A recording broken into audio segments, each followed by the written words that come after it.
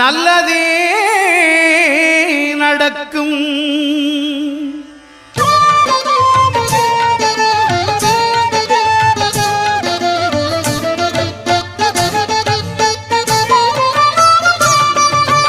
ஒன்பது கோளும் ஒன்றாய் காண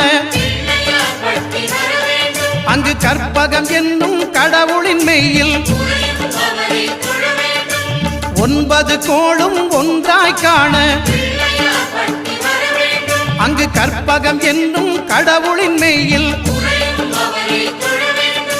சூரியன் முதலாய் 9 கிரகமும் பலவித குணங்களை கொண்டிருக்கும். எங்கள் கற்பக தருவில் அவை வரும்போது ஒன்றாய் சேர்ந்து பலனளிக்கும்.